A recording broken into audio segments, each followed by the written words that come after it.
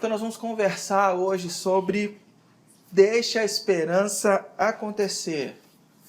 Essa é uma série que a gente já estava planejado no nosso planejamento desde o ano passado. E caiu como uma luva, caiu perfeitamente, porque o tema de deixar a esperança acontecer tem tudo a ver, tem aderência com o que a gente está passando agora.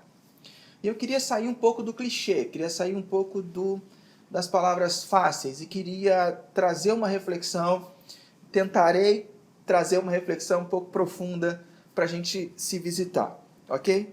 Então, o que a gente constatou, né, no nosso planejamento? A gente constatou que mesmo antes da pandemia já havia um clima de pessimismo e de desesperança. Já rondava, já sondava os nossos corações. As pessoas andavam desanimadas, seja por causa da eleição, seja por causa de algumas coisas que não andaram, seja por causa de negócios que faliram, a economia que só patinava. A gente já caminhava um pouco nesse pessimismo, no niilismo, né, que se chama. Depois, com a chegada da pandemia, o que aconteceu? Algumas coisas amplificaram. Algumas coisas se tornaram, elas cresceram dentro do nosso coração. Inclusive a falta de esperança e o medo. Nós vamos conversar sobre esperança, que é uma virtude tão importante em tempos de crise e fora da crise também. E a minha primeira pergunta para a gente refletir é: que tipo de esperança você tem cultivado? Que tipo de esperança você tem cultivado? Ora, mas esperança não é esperança? Esperança não é uma coisa só? Não. O nosso idioma ele é muito peculiar nisso. Então nós não temos somente um tipo de esperança. Você tem dois tipos de esperança no nosso idioma. Você tem a esperança do verbo esperar e você tem a esperança do verbo esperançar. Eu não vou entrar muito em detalhes sobre essas duas esperanças, porque hoje à noite, na nossa transmissão da Igreja Mãe, na mensagem da Igreja Mãe, o Júnior falará um pouco mais sobre esperança, esses dois tipos, e dará algumas indicações de como manter a esperança positiva nesse tempo. Mas o que eu quero que fique para nós aqui hoje é apenas que a esperança do verbo esperar e a esperança do verbo esperançar são dois tipos de esperanças distintos. Uma é uma esperança passiva e a outra é uma esperança mais ativa. A esperança que vem do verbo esperar é uma esperança mais passiva, aquela que você espera que alguma coisa aconteça. Mas a esperança do verbo esperançar é uma esperança mais ativa. E como isso se desenvolve, né? É isso que a gente vai tentar abordar nessa manhã. Então, a série Deixa a Esperança Acontecer é uma série que pretende ser provocativa. Ela pretende te inspirar numa autovisitação. E por que isso? Por que uma autovisitação? Porque talvez não tenha nada mais importante nesse momento do que você fazer uma autovisitação. Você se autovisitar. Por quê? Porque você precisa visitar as suas regras. Você precisa visitar as suas verdades. Você precisa visitar as suas prioridades. E nesse ambiente de pandemia, muitas dessas cairão. Muitas verdades dessas que você manteve como base, suporte das suas decisões, elas não se tornarão tão verdades assim. Por exemplo, você sempre disse, talvez você é daqueles que sempre disseram que não, eu vou trabalhar bastante porque um dia eu quero ficar em casa só com a minha família. E hoje você está em casa com a sua família e talvez você esteja em cólicas, querendo voltar para a sua empresa que você não aguenta mais. Talvez você é daqueles que colocou regras, falou assim, não, meu negócio é trabalhar de home office. Porque se eu trabalhasse de home office, eu criaria melhor meus filhos. E aí você está em home office. E você não consegue nem ver seus filhos direito. Talvez você seja daquelas que dizia, nossa, como eu queria meu marido em casa, mais tempo, mais vezes. E hoje seu marido está em casa. Vocês estão juntos. Mas as incompatibilidades surgem como lava de um vulcão, explode por toda a casa, queimando todo mundo. Talvez as suas prioridades devam ser checadas. Será que realmente a família é a sua prioridade? Será que a vida com Deus é a sua prioridade? Será que você ficando sem o deslocamento, de você ir e voltar até a empresa, você está tendo um sono melhor? Você está se reservando espaço pela manhã para estar com Deus? Ou você está engolindo esse tempo, jogando no meio do fluxo, esquecendo, porque na verdade a tua espiritualidade nunca foi uma prioridade? Então você precisa se visitar nesse tempo. E essa série, ela pretende isso. A segunda coisa que essa série pretende é te ajudar com uma autorreflexão. Para ajudar você a pensar em quais são suas fugas. O que você tem usado para fugir? O que é real e o que não é real? O que é real e o que é sólido na sua vida? Quais valores? A gente precisa fazer essa autorreflexão para poder entender em que base a nossa vida ela estava colocada pré-pandemia. Porque, queira você ou não, nós veremos um tempo dentro da pandemia e um tempo pós-pandemia. E depois da pandemia, muitas coisas mudarão. E a gente precisa passar por essa autorreflexão. Quais são as fugas? Do que você mais sente falta nesse tempo que você está vivendo agora? O que de fato é real e o que não é? E por último, essa série tentará te desafiar uma renovação. Ela vai tentar te provocar e para extrair de você uma resposta. Que tipo de homem, que tipo de mulher você vai ser no tempo da pandemia e pós-pandemia, pós-Covid. Que tipo de homem, que tipo de mulher? Queira ou não, essas verdades vão ser muito visitadas e vão ser revisitadas e reorganizadas, porque até o uso do automóvel hoje ele está em xeque, porque você está começando a experimentar coisas que você achava que você não podia ficar sem automóvel, que você não podia ficar sem ir no mercado, que você não podia fazer um monte de coisa, e muitas soluções estão sendo apresentadas para a gente rever esse tipo de situação. Então hoje, nós iremos falar sobre deixa a esperança acontecer em meio às dores. Na semana que vem, nós vamos falar sobre deixa a esperança acontecer por uma nova vida. E na próxima semana, deixa a esperança acontecer em comunidade. E fechando a série, deixa a esperança acontecer na sua vizinhança. Então hoje nós vamos falar sobre deixa a esperança acontecer em meio às dores. E para isso eu tenho que chamar uma pessoa que entende de dor. Eu quero chamar aqui uma pessoa que entende muito de dor. E essa pessoa chama-se Jesus Cristo. Jesus, aos 30 anos de idade, ele começa a caminhar e começa o seu ministério. Ele começa a falar e a juntar seguidores de todos os lados. As pessoas começam a olhar como aquele jovem era bom e quanta bondade esse jovem fazia. E ele passa 3 anos fazendo bem, peregrinação, colocando a sua mensagem. No final desses 3 anos ele vai para Jerusalém. Vai para Jerusalém para celebrar a Páscoa. E no meio dessa celebração da Páscoa ele é preso. Ele é preso e preso com requintes de crueldade. Lá no Monte das Oliveiras, o seu grande amigo, que ele caminhou com ele, o cara que ele dedicou tempo e atenção, Judas, o trai com um beijo. E ele então é preso, é levado, e aí é surrado, é zoado. Ele vai perante o Sinédrio, que são os bambambãs do judaísmo da época. Ele é esculachado, mentiras são inventadas, e como eles não podiam condenar ninguém à morte, ele é levado a Pilatos. Ele é levado a Pilatos. Pilatos faz algumas perguntas, tenta obter algumas respostas e nada acontece, então Pilatos determina que ele seja condenado à morte. E ali então se inicia o que é chamado de paixão de Cristo. Ele pega uma cruz, todo arrebentado, todo chicoteado, uma coroa de espinhos na cabeça, nu, e ele tem que caminhar por um caminho tortuoso até chegar numa montanha fora da cidade, onde ele seria pregado na cruz, só que suas forças já tinham se esvaído. Era muita chicotada que ele tinha tomado, era muita lambada, muito sofrimento, era muito sangue. Então um homem chamado Simão de Cirene é chamado para carregar essa cruz. Ele é chamado para carregar essa cruz para ajudar Jesus. E então ele sobe até o cume dessa montanha, no Monte da Caveira. A cruz é colocada, ele é colocado nessa cruz, suas mãos, seus braços, suas pernas pregados naquele madeiro. E ele é suspenso e exposto à vergonha alheia. Todas as pessoas que passavam zombavam dele.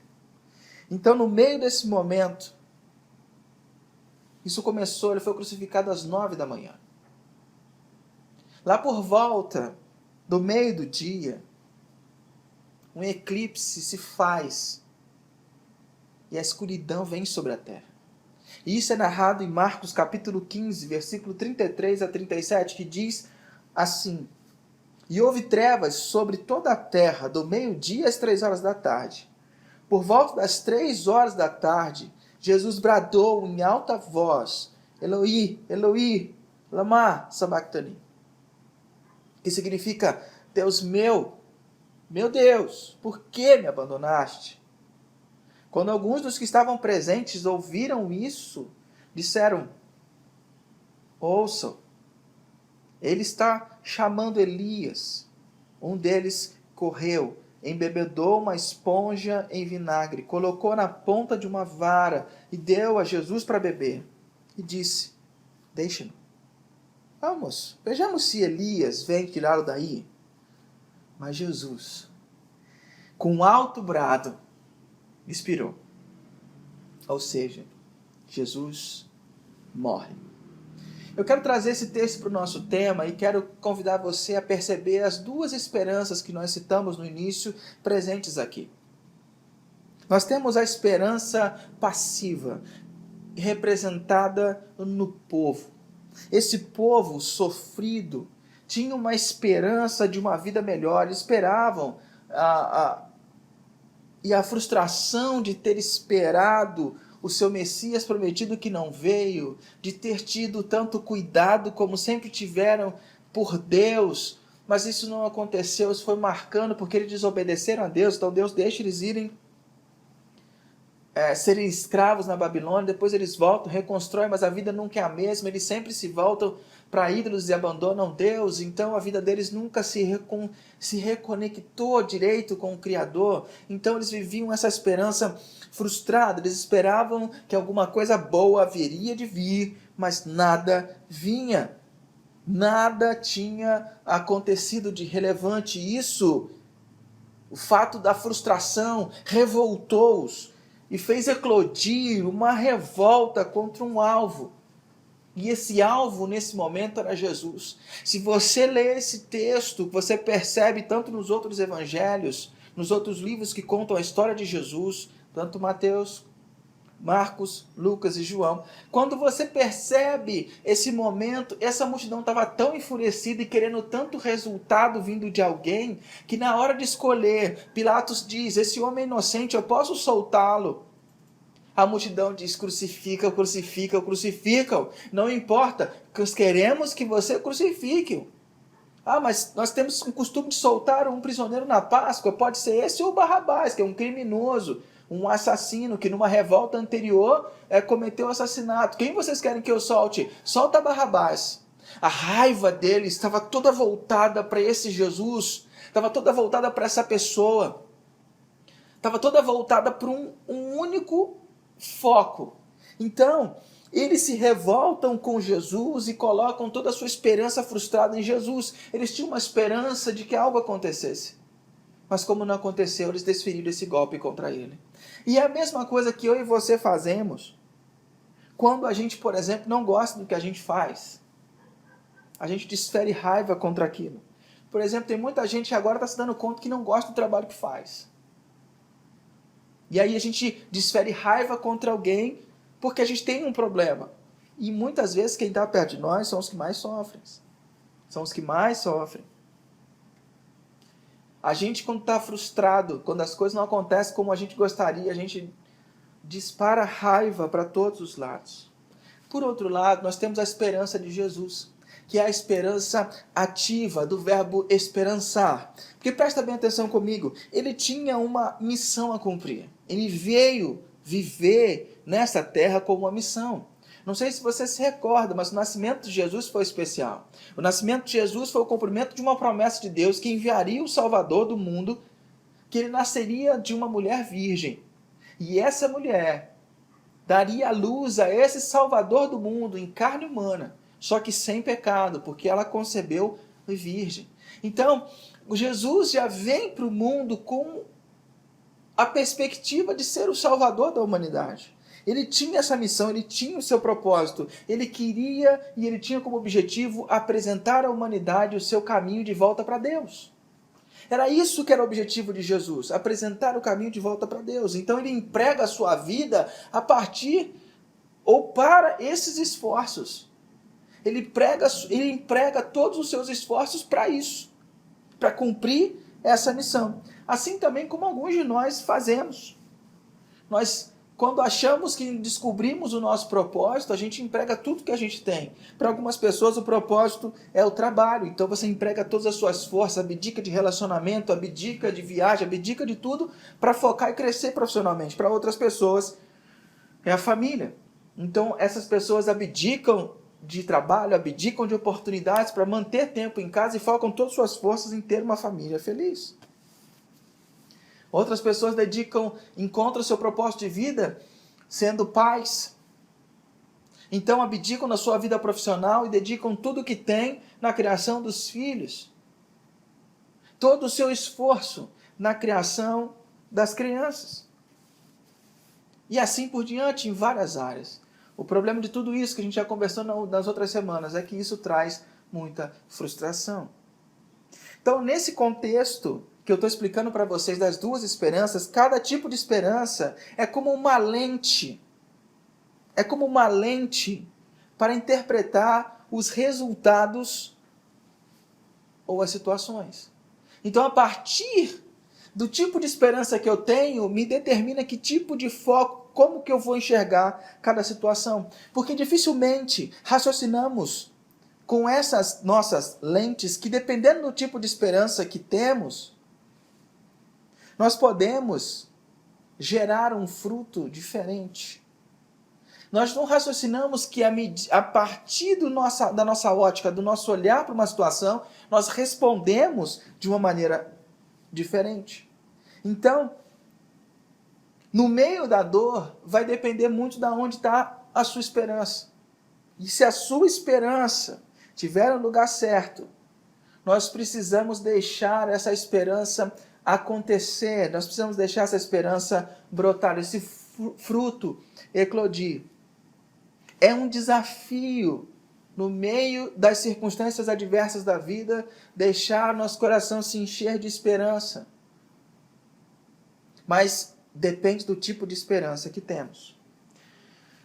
E aí, quando você começa a ouvir isso, talvez tenha pintado na sua cabeça o seguinte: pastor, na boa, isso aí é papo motivacional. Isso aí é papo furado. Na verdade, isso é conversa mole para boi dormir. Você está falando para a gente se resignar, aceitar o que tem, porque é assim mesmo, Deus é soberano, e se tiver que acontecer, vai acontecer, e boa. Querido, não é disso que eu estou falando. Eu sei que muitas vezes, no meio do sofrimento, a gente não consegue enxergar outra coisa senão o próprio sofrimento, senão a própria circunstância. A gente não consegue ter esperança. Eu não sei se você viu um dos filmes dos meses desse ano, foi o filme Beleza Oculta.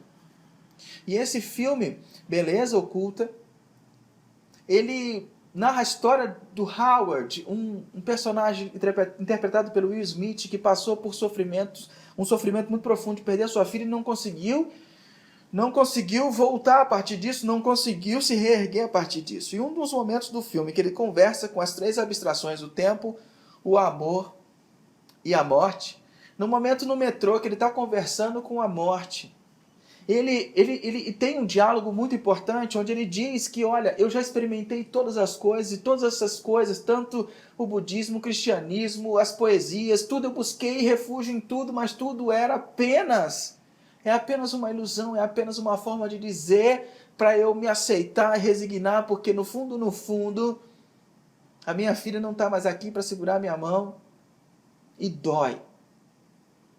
Se você não assistiu esse filme, assista. Vale muito a pena.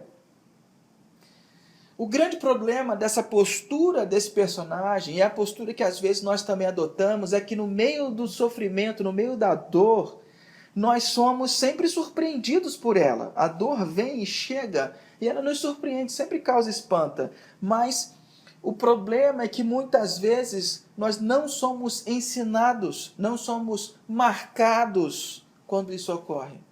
A dor vem na nossa vida, o sofrimento, o tempo de angústia vem, mas nós não deixamos ser marcados, forjados, ensinados por esse tempo de dor. E por que nós não somos ensinados ou marcados? Porque nós vivemos numa cultura que abole, que repele qualquer tipo de dor, que tenta eliminá-la no menor sinal da sua existência. Então, quando eu fico repelindo toda a dor, eu não consigo entender que processos podem estar acontecendo, eu não consigo me visitar, eu não consigo entender, talvez, o que o grande Deus, em sua grande misericórdia, possa estar usando essa dor, não provocando, mas usando essa dor para me ensinar. O que Deus está querendo mostrar para mim? Qual é a visitação? O que Deus está querendo mostrar para mim? Nesse tempo onde minhas verdades são abaladas, onde as coisas acontecem meio que de formas difíceis, eu sei que pode estar apertando aí no seu financeiro, meu irmão, minha irmã. Eu sei que pode estar apertando aí no seu emprego, meu querido. E eu sei que é fácil a gente falar do outro lado da câmera para falar, tenha esperança, confie. Mas o que eu estou propondo para você não é nenhum triunfalismo, mas eu estou propondo para você, pare e observe. O Deus que nunca abandonou nada nem ninguém na história pode estar fazendo uma coisa muito especial na tua vida, meu querido. E é disso que a gente tem que pensar. Deixar esse momento marcar a nossa vida. E não abolir simplesmente o sofrimento, tentando repeli-lo. O texto que a gente está lendo, ele continua. Marcos capítulo 15, 38 e 39. Ele diz o seguinte: e o véu do santuário rasgou-se em duas partes, de alto a baixo. Quando o centurião que estava em frente de Jesus ouviu o seu brado e viu como ele morreu, disse, realmente, este homem era o Filho de Deus. Então Jesus está lá, naquele momento todo que ele passou de sofrimento e angústia, ele é preso naquela cruz, e depois de ouvir muita abobrinha, depois de ser zombado, depois de ter colocado vinagre na tua boca. E por que colocaram vinagre na boca de Jesus? A palavra ali é vinho azedo, e vinho azedo era o que os trabalhadores tomavam, trabalhadores braçais tomavam durante o dia para dar-lhes força e condição de continuar a sua jornada. Então, quando aquele homem vai, molha o vinho azedo e coloca na boca de Jesus, ele não está fazendo nenhum bem, não. Ele está querendo que Jesus tenha mais forças para suportar mais aquele tempo de sofrimento. Ele está querendo que aquela agonia continue. É isso que está acontecendo ali. Mas Jesus solta um grande grito e morre. E quando ele morre, o véu se rasga ao meio, em duas partes. E o centurião que estava ali, o líder de soldados, ele diz, cara, esse homem era o Filho de Deus. Então, dois frutos dessa dor e desse sofrimento se apresentam para nós aqui. O primeiro fruto dessa dor e desse sofrimento é que um caminho novo foi aberto. Um caminho novo foi aberto. O véu desse templo que se rasgou de cima a baixo representava a separação do povo pecador do Deus Santo. E por que tinha que haver essa separação? Porque os nossos primeiros pais, lá no Gênesis, no Jardim do Éden, foram criados para ter uma relação próxima e íntima com o Deus Criador. Mas eles decidem ser independentes, eles decidem usar a sua própria vida, a seu bel prazer e fazer conforme eles queriam. Então, quando eles rompem em independência com o Criador, a humanidade rompe com Deus. Então o Deus Santo não pode mais ter, não tem como o Deus Santo, justo e puro ter relação com o homem que se rebelou contra ele, o homem em pecado. Então, a partir disso, o ser humano passa a estar totalmente desconectado com Deus. Mas em amor, Deus começa a apresentar um caminho que vai se culminar na vida e na morte de Jesus. E ele coloca algumas formas, que seriam algumas sombras, algumas caricaturas do que viria a acontecer. Então, em determinado momento, Deus coloca para o povo para criar um tabernáculo, um lugar onde teoricamente a presença de Deus moraria. E depois isso vira um templo. E nesse espaço haveria um lugar muito especial. E nesse lugar especial era chamado de Santo dos Santos. E esse Santo dos Santos só podia ser visitado uma vez por ano pelo sumo sacerdote, pelo sacerdote principal, que teria que fazer uma purificação antes e depois ele poderia entrar. Só que esse lugar era separado por um véu. E esse véu era o véu que separava o lugar santo, todo puro, do lugar pecador, do lugar comum.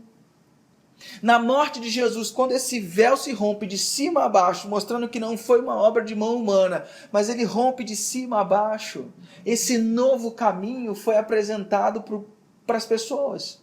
Ou seja, agora, a partir da morte de Jesus, não há mais essa separação, porque a morte de Jesus serviu para pagar toda a rebeldia que foi construída por Adão e Eva, nossos primeiros pais, e que ficou inerente dentro de toda a humanidade durante toda a história. Então, quando todo ser humano que nasceu de Adão e de Eva nascia desconectado de Deus, a partir dessa morte de Jesus, ele paga a dívida que o ser humano tinha contraído com Deus lá no Éden, e então não haveria mais essa separação, essa questão do véu separando o lugar santo do lugar comum. A partir dali, Deus estaria em toda a terra e o lugar santo seria todos os lugares onde essas pessoas estariam, a dívida do ser humano estaria paga. O ser humano poderia morrer e não ir mais pagar no inferno. Mas isso é tema para a próxima mensagem. É interessante a gente pensar nesse texto, dessas coisas acontecendo, do véu se rasgando. É que qualquer um que olhava para aquele jovem, que só queria fazer o bem, que passou 3 anos caminhando por tudo quanto é lado, restaurando a saúde, restaurando as condições das pessoas, fazendo o bem, dando palavras de carinho e de amor para todas as pessoas ao olharem para ele naquela cruz, poderiam falar: como Deus pode estar concordando ou permitindo com um negócio desse? Como que Deus pode estar nesse negócio? O que pode vir de bom disso? Da morte de um jovem inocente. Como isso? Não é justo. Da mesma maneira em que a gente olha para esse sofrimento de países como os Estados Unidos, a Espanha, a Itália. Da mesma forma que a gente olha para a situação do país, nosso país, Brasil. Pessoas sem renda, pessoas com dificuldades, hospitais sendo montados, se preparando para uma possível curva acentuada de contaminação.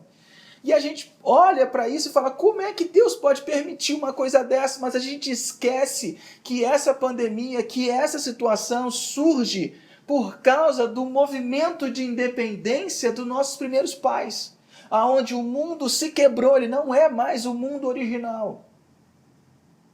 E nós estamos num mundo sujeito a colapso, sujeito a tsunami, sujeito a furacões, sujeito a vírus que infectam o mundo. E aí você olha e fala: como que Deus pode permitir que um vírus venha no nosso país? Como que Deus pode permitir que um vírus lá da China venha no nosso país e atrapalhe o meu emprego, atrapalhe a minha renda, atrapalhe eu dar comida para os meus filhos? Como que Deus pode estar nisso? Primeira coisa, nós precisamos entender que Deus não está nisso. Deus não criou isso. Mas o ser humano, em sua escolha de viver longe de Deus, a vida naturalmente provoca isso.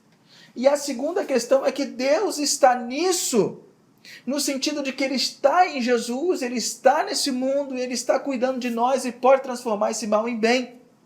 Ele pode transformar essa situação toda em alguma coisa produtiva e positiva. Por isso nós precisamos ter a esperança de confiar em Deus. Essa injustiça e maldade e sofrimento que Jesus passou pavimenta um caminho de reconciliação. O caminho que a humanidade precisava veio a partir de um grande sofrimento, de uma grande dor. Com a morte de Jesus, Deus está mostrando que Ele está a nosso favor. Através de uma grande dor e de um grande sofrimento, Deus vem mostrar que Ele não está contra nós, que Ele está ao nosso favor. Então, deixar a esperança acontecer é seguir pelo caminho das águas profundas para experimentar melhor e mais intensamente esse caminho aberto por Deus. Queridos, nós vivemos um momento onde nós não temos mais as grandes celebrações, os grandes cultos, as grandes bandas, as grandes muletas que nos faziam sentir a presença de Deus de uma forma mais positiva. Nós não temos mais isso, não há mais isso na nossa vida. Então, mas o problema é que isso revela que a profundidade com Deus nunca esteve em momentos desses mágicos, esses momentos grandiosos. A intimidade profunda, a profundidade da espiritualidade cristã e do relacionamento com Deus sempre foi pessoal. Entra no teu quarto, fecha a porta e o teu pai que te vê em secreto te recompensará. A espiritualidade, o rio profundo, o rio abundante está no relacionamento profundo seu e de Deus, e que esse caminho para ter um relacionamento profundo seu e de Deus foi aberto a partir daquele momento em que o véu se rasgou. Então, deixar a esperança acontecer é caminhar, é ir por esse caminho, é ter uma esperança ativa, é ter prioridades, é fazer uma rotina, é ter suas orações da manhã, suas orações da noite, é buscar conhecer melhor esse Deus. Mas o problema é que a gente, mesmo quando cria essa rotina, esse ritmo, muitas vezes nós vamos para esse ritmo como se fôssemos bater um cartão. Não, já tive meu tempo de espiritualidade hoje, já tive meu tempo, aquele tempo de visitação. Não adianta, no começo até funciona, mas depois perde o sabor, perde o gosto, vira somente algo mecânico. Você precisa redescobrir a paixão por Jesus, você precisa redescobrir a paixão por esse Deus que veio ao mundo para nos resgatar. Nós precisamos redescobrir isso num ambiente mais romântico, se é que eu posso dizer dessa maneira, de ter Jesus de volta, conversar com Ele, chamá-lo para perto, de passar pela vida junto com Ele e não tê-lo guardado numa caixinha onde você o aciona, o acessa em alguns momentos. Mas não, é nas dificuldades, é trazer Jesus, é entender que Ele está ao teu lado, é dialogar com Jesus como quem dialoga com um amigo, é estar com Jesus como quem está com um grande companheiro, numa companhia especial, é ouvir uma canção e conversar com Ele, não como quem fala uma lista de pedidos e desejos, mas como quem está conversando com uma pessoa amada e querida, com um pai ou com uma mãe. Nós precisamos redescobrir, porque é nessa redescoberta é que há a profundidade e a riqueza. Deixar a esperança acontecer, numa esperança ativa, é você seguir profundamente por esse caminho, e você não pode deixar o seu trabalho tomar tempo. Você não pode deixar a sua família tomar tempo disso. Você não pode deixar qualquer outra coisa tomar tempo disso. Por quê? Porque sem Deus você morre. Paulo diz que por Ele nós vivemos, nos movemos e existimos. Sem Deus, sem você estar numa amizade profunda com Deus e estar sendo transformado intimamente pelo Espírito Santo de Deus que passa a habitar dentro de você, você não vai conseguir ser uma boa mãe, você não vai conseguir ser um bom pai. Sem Jesus inspirando você, você não vai conseguir ser um bom marido, você não vai conseguir ser uma boa esposa. Sem Jesus inspirando você, impulsionando você, você não vai conseguir ser um bom filho. Você não vai conseguir ser um bom sobrinho, você não vai conseguir ser um bom neto, você não vai conseguir ser um bom avô, você não vai conseguir ser nada. E por que a gente inverte as prioridades? Nós colocamos as outras coisas primeiro e Jesus depois. Não, querido. Jesus é o centro, onde todas as coisas gravitam em volta. Então, se você tem que dar prioridade a alguma coisa na sua vida, é ao seu relacionamento profundo com Jesus. Isso não é papo de religioso, querido. Isso não é papo de pastor, isso é papo de quem se importa com a tua vida e quer te dar o caminho das pedras. Isso é papo para quem está vendo pessoas sucumbindo diante do home office. Isso é papo de ver pessoas que estão trabalhando 2 vezes mais em casa do que trabalhavam fora. Isso é papo de pessoas que estão vendo os conflitos começarem a emergir dentro de casa porque não há mais paciência, não há mais mansidão, não há mais domínio próprio. Isso é tudo fruto da minha intimidade com Jesus, é o chamado fruto do Espírito. Isso é papo de quem está olhando para as pessoas e vendo as pessoas invertendo as prioridades e recriando suas vidas em outras bases que logo após a pandemia vai dar zica. É disso que eu estou falando. Tenha uma esperança ativa. Corra atrás. É pelo esse caminho profundo da espiritualidade que você tem que seguir. Só que a mensagem não para por aqui. A mensagem tem um segundo ponto, que esse texto me apresenta. Quando aquele centurião olha e fala, nossa, de fato esse cara é filho de Deus. Então a segunda coisa que eu queria que você guardasse nessa manhã é que o ser humano se defrontou com uma nova realidade. Então o fruto do sofrimento foi que um novo caminho foi aberto. E a partir desse caminho, o ser humano se defronta com uma nova realidade. Aquele rapaz, aquele centurião, ele reconhece que está na presença de algo extraordinário. Ele sabe que está na presença de Deus. Muitas pessoas leem e falam assim, ele é filho de Deus. Aí você lembra dos pais com os filhos. Então o filho é uma outra pessoa e é dependente do pai. Só que não é isso que acontece com Jesus. Quando usa essa frase, filho de Deus, é um termo que não designa que Jesus é menor que Deus. Mas é um termo que designa aquela profecia de que o Messias viria. E para você entender a complexidade disso, é que dias depois, Pedro vai falar com o povo, vai pregar para o povo, numa das primeiras vezes que a mensagem é pregada, lá em Atos capítulo 2, versículo 33, versículo 36, Pedro fala assim, portanto, que todo Israel fique certo disto, esse Jesus, a quem vocês crucificaram, Deus o fez Senhor e Cristo.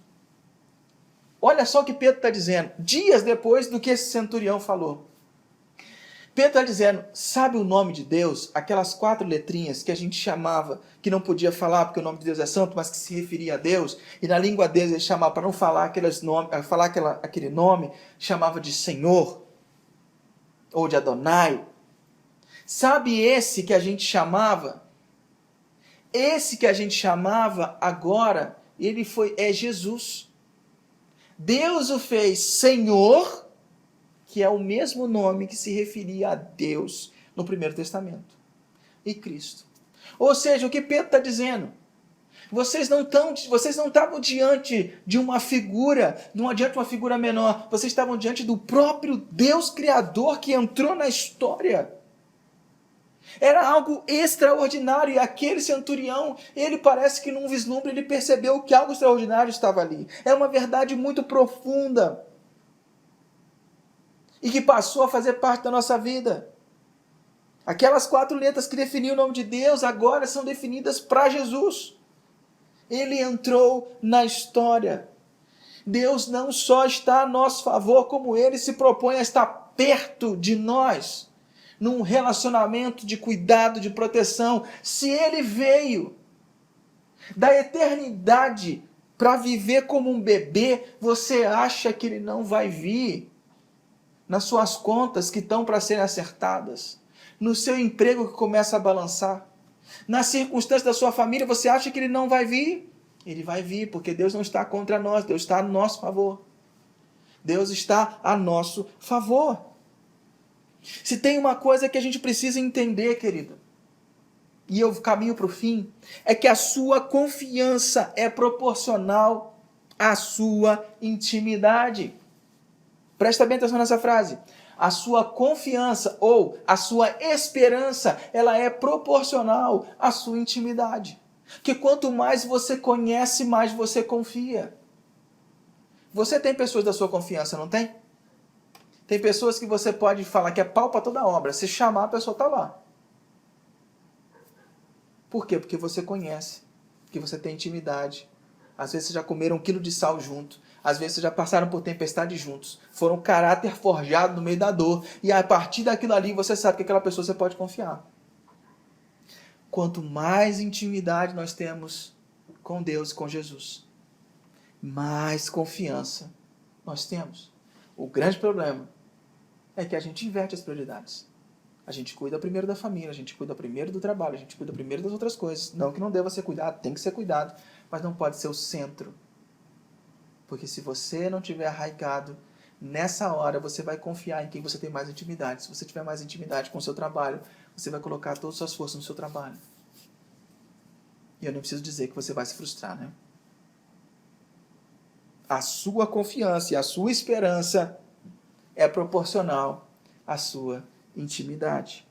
Então, deixar a esperança acontecer de uma forma mais passiva é manter o coração aberto, esperando que a providência de Deus virá, mesmo não sabendo de onde.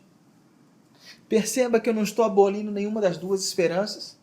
Nós temos que ter a esperança ativa, que é caminhar nesse caminho, caminhar e trilhar esse caminho, mas por outro lado nós precisamos ter a esperança passiva, que é aquela esperança que espera, que é confiante, que espera em alguém, e você tem que esperar em Deus, esperar que a providência de Deus virá, esperar que Deus vai vir no meio da sua dor, no meio das adversidades, no meio das complicações. É esperar que Ele virá, mesmo que você não saiba de onde, mesmo que você não saiba de onde vem. Então eu quero encerrar essa mensagem da seguinte maneira, querido. Eu acho que nessa manhã Jesus está direcionando o nosso olhar para a cruz dele. Pare um pouco agora, você que está aí em frente do seu computador, em frente do seu celular. Imagine Jesus pregado naquela cruz, sangrando, uma coroa de espinhos, sofrendo. Tenta imaginar da melhor maneira que você pode. Jesus está querendo direcionar o seu olhar para essa imagem, para essa figura. Mas não só para ele sofrendo, mas também para o símbolo que esse ato representa. Representa a intervenção de Deus no meio da dor e do sofrimento da humanidade. E através disso, Jesus quer mostrar para você nessa manhã que é nessa cruz, que é nesse ato, é onde tudo começa e onde tudo termina. É onde tudo começa, porque a nossa vida com Deus começa a partir daquela dor, daquele sofrimento. Mas o que termina? Termina a nossa insegurança, a nossa falta de esperança. Então toda vez que você se voltar para a cruz, você vai saber, você vai lembrar que Deus é por você e não contra você. Deus é a nosso favor e não contra nós. E essa cruz, eu acredito que nessa manhã e todos os dias, Jesus ele vai atraindo a nossa visão para a cruz, porque é nessa cruz, é olhando para essa figura, que Jesus cria um ambiente onde você pode desmontar, aonde você pode se desarmar, aonde você pode chorar, aonde você pode ser fraco, aonde você pode deixar as aflições fluírem através do choro, através desse momento onde as suas dores saem pelas lágrimas. A essa figura da cruz a qual Jesus está direcionando nossa atenção é para isso. Não há problema, filho meu, no meio da sua aflição, você chorar e você se desabar no meu colo. Se desabar olhando para mim, porque esse é o ambiente seguro. Esse é o ambiente onde a gente pode, de fato, fazer isso. É o ambiente onde você pode se render e depender. Essa cruz relembra um ambiente que você pode confiar. Você pode confiar. Porque você não está sozinho. Você tem uma família estendida junto com você. O Deus Criador, está junto com você. Ele é a nosso favor. Então a gente pode se render, se desmontar, se desarmar. Vamos orar ao Senhor, pedindo a Deus que derrame da tua graça, da tua bênção sobre nossas vidas.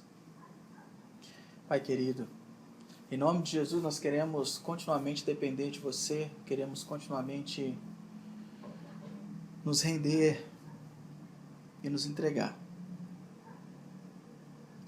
Pai, nós dependemos de Ti para prosseguir. Dá-nos uma esperança ativa e uma esperança passiva. Ativa para caminharmos nesse mar profundo e passiva para esperar a Tua grande providência. Em nome de Jesus. Amém. Querido, Que o Eterno abençoe e guarde você. Que o Eterno sorria para você e presenteie você. Que o Eterno olhe para você bem nos olhos e te faça prosperar. Deus abençoe. Uma ótima semana e lembre-se sempre, sozinho a gente vai mais rápido, mas acompanhado a gente vai bem mais longe. Deus te abençoe.